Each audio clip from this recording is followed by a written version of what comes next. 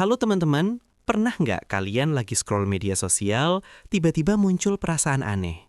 Tadi awalnya santai aja, tapi begitu lihat postingan orang lain, entah teman, artis, atau bahkan orang yang kita nggak terlalu kenal, muncul pikiran. Kok hidup dia enak banget ya? Kok aku masih gini-gini aja? Rasanya kita langsung kehilangan mood, bahkan jadi mempertanyakan diri sendiri. Sebenarnya, membandingkan diri dengan orang lain adalah hal yang sangat manusiawi. Otak kita memang dirancang untuk menilai, membandingkan, dan mencari tahu di mana posisi kita. Dari dulu, sejak manusia hidup berkelompok, perbandingan itu punya fungsi. Misalnya, siapa yang lebih kuat, siapa yang lebih bisa berburu, siapa yang lebih bisa memimpin. Itu dulu berguna untuk bertahan hidup. Tapi sekarang, di era modern, perbandingan itu justru sering jadi sumber stres. Masalahnya, kita sekarang hidup di zaman yang penuh dengan highlight kehidupan orang lain.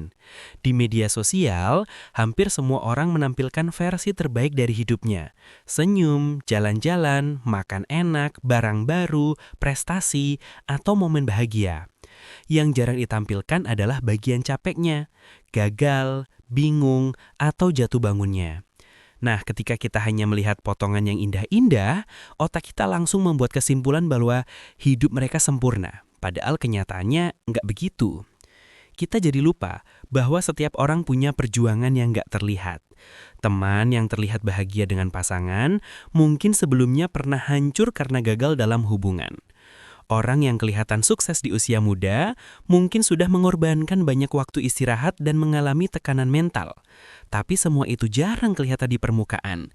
Kita hanya melihat hasil akhirnya, bukan proses panjangnya. Perbandingan ini akhirnya membuat kita merasa kurang sukses, kurang pintar, kurang beruntung, bahkan kurang layak bahagia. Kita jadi sibuk menatap keluar sampai lupa menatap ke dalam.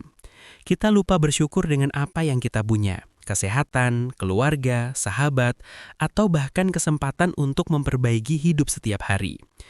Teman-teman, yang perlu kita sadari adalah setiap orang punya jalan hidup yang berbeda. Ada yang cepat sampai tujuan, ada juga yang perjalanannya lebih panjang.